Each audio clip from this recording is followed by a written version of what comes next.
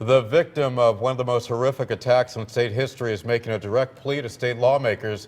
Good evening, everybody. I'm Keith Coombs. I'm Ann Nyberg. 60-year-old Charla Nash's face and hands were ripped off by a raging pet chimpanzee in Sanford 5 years ago.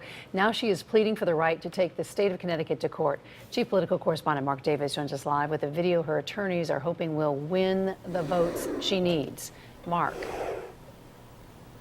Hi, Ann and Keith. Good evening, everyone from the Hartford newsroom. Last year, the state claims commissioner rejected Charla Nash's claim.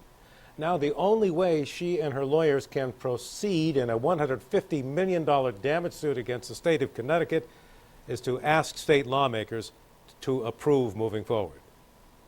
Through the blank stare of two glass eyes, Charla Nash likens her situation to a type of imprisonment. 5 years that I consider myself, I feel like I'm locked up.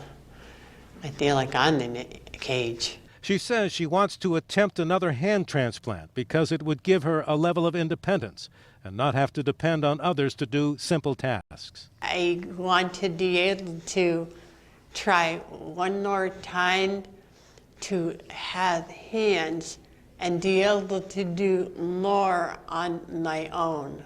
Nash's lawyer is expected to make the same argument he made before the state claims commissioner 19 months ago, that a memo from a state biologist just 4 months before the animal went on the rampage shows the state should have ordered it removed.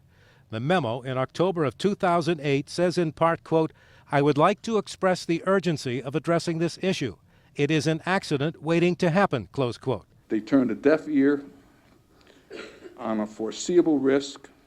The result was devastating to Charla. We're only asking you to do one thing, and that is give us the right to go to court.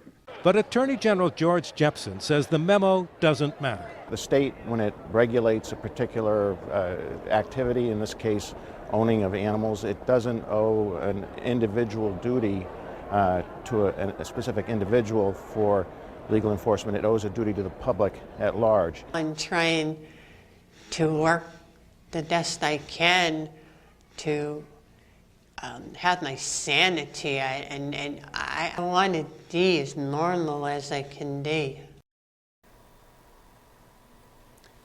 Well, now, obviously, her treatment has cost millions of dollars. She did get a settlement of $4 million from the estate of the woman who owned the animal.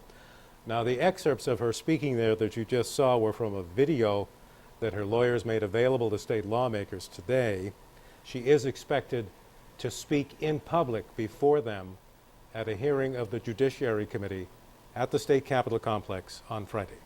Live from the Hartford newsroom, Mark Davis, News 8.